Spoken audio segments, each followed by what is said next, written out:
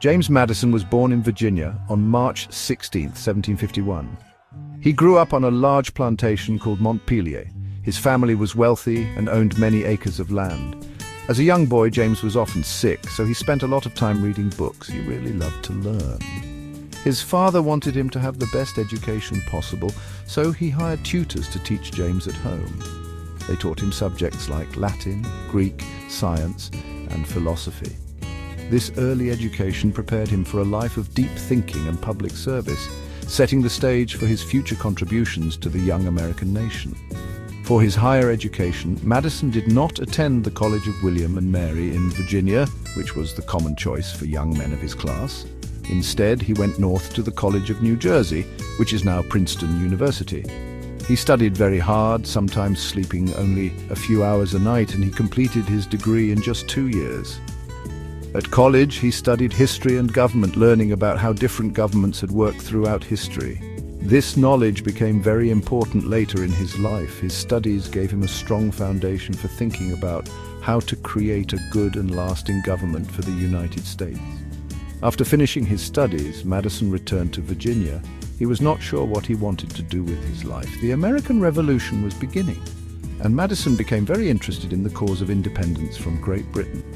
He believed that the American colonies should be free to govern themselves. This passion for liberty pushed him into the world of politics.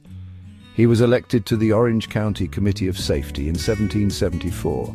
This was his first step into a long and important political career, where he would use his vast knowledge to help shape a new country based on the principles of freedom. His early political career grew quickly. In 1776, Madison was elected to serve as a delegate to the Virginia Convention. There, he helped to write the state's new constitution. Although he was one of the youngest members, his ideas were respected. He worked closely with other important Virginia leaders like George Mason. He argued for religious freedom to be a fundamental right for all people. This early work in Virginia showed his talent for political thought and his deep commitment to creating a government that protected the rights of its citizens. It was a preview of the great work he would do for the entire nation.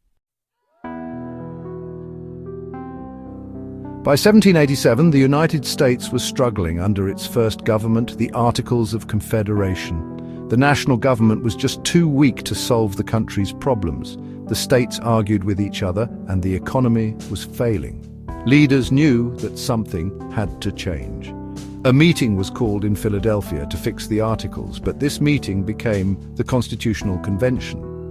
James Maddison had been studying governments for years, and he had many ideas about how to create a stronger and more stable system for the United States. He arrived in Philadelphia with a detailed plan ready. Madison's plan was called the Virginia Plan.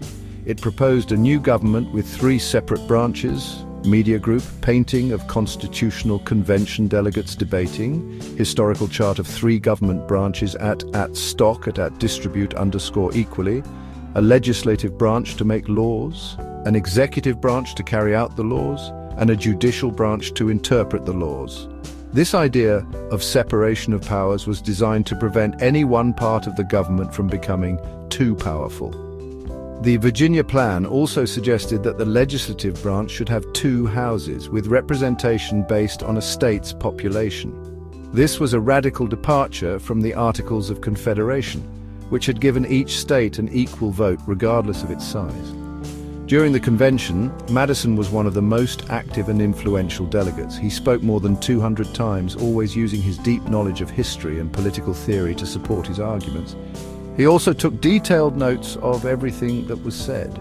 These notes are the most complete record we have of the debates that happened during that historic summer. Because of his careful record keeping, we know what the founders were thinking as they created the Constitution. His dedication to the process was unmatched, and he worked tirelessly to find compromises that would bring the states together.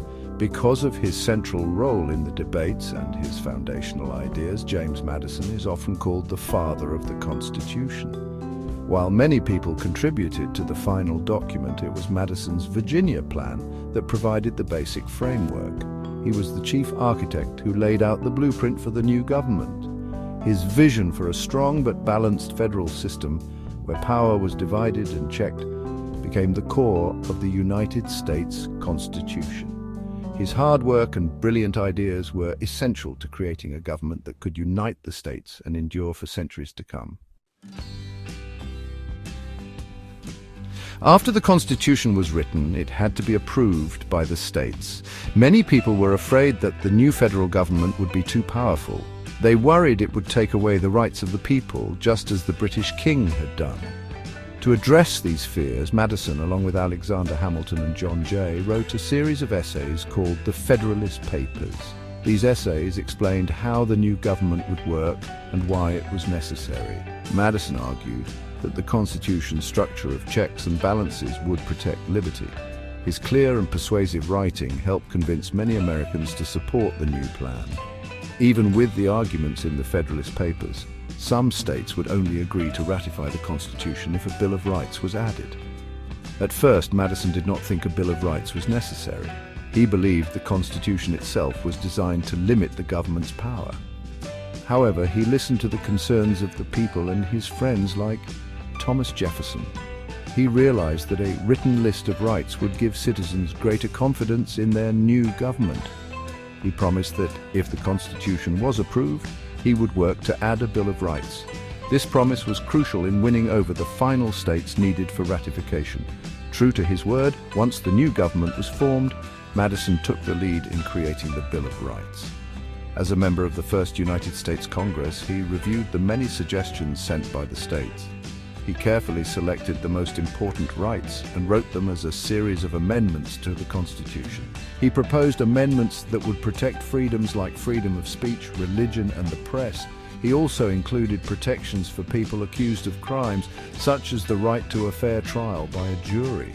His careful work ensured that these fundamental liberties would be guaranteed. In 1791, 10 of the amendments proposed by Madison were ratified by the states and became the Bill of Rights. This was one of Madison's greatest achievements. The Bill of Rights firmly established the principle that the government must protect the individual liberties of its citizens. It became a cornerstone of American democracy and a symbol of freedom around the world. Madison's work on the Bill of Rights showed his ability to listen, compromise, and adapt his own views for the good of the nation. He secured the rights that Americans continue to cherish today. In 1809, James Madison became the fourth President of the United States. He followed his good friend, Thomas Jefferson. His presidency was a very difficult time for the country.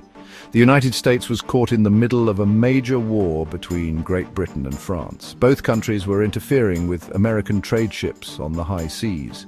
The British were also capturing American sailors and forcing them to serve in the British Navy. This practice, called impressment, made many Americans very angry. Madison tried to use diplomacy and economic pressure to solve these problems, but his efforts were not successful. The conflicts with Great Britain eventually led to war. In 1812, President Madison asked Congress to declare war. The War of 1812 was a very challenging time for the young nation. The United States was not prepared for a major conflict. The American military was small and the country was deeply divided over the decision to go to war.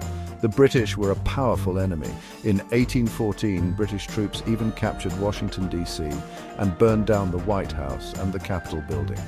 Madison and his wife Dolly had to flee the city. It was a low point for the nation and for his presidency. Despite the early setbacks, the United States managed to achieve some important victories. American forces successfully defended Baltimore, an event that inspired Francis Scott Key to write the Star-Spangled Banner. General Andrew Jackson won a famous victory at the Battle of New Orleans. Although the war ended in a stalemate with the Treaty of Ghent in 1814, most Americans felt they had won. The war created a new sense of national pride and unity. People began to see themselves not just as Virginians or New Yorkers, but as Americans. The country had defended its independence a second time. James Madison left the presidency in 1817 and retired to his home at Montpelier. He lived for nearly 2 more decades, offering advice to future leaders and organizing his extensive notes from the Constitutional Convention. Today he is remembered as a brilliant political thinker and a dedicated public servant. His work on the Constitution and the Bill of Rights created the foundation for American government and freedom. Although his presidency was marked by a difficult war, he guided the nation through the crisis and left it stronger and more united. James Madison's legacy is that of a quiet, thoughtful leader whose ideas shaped a nation.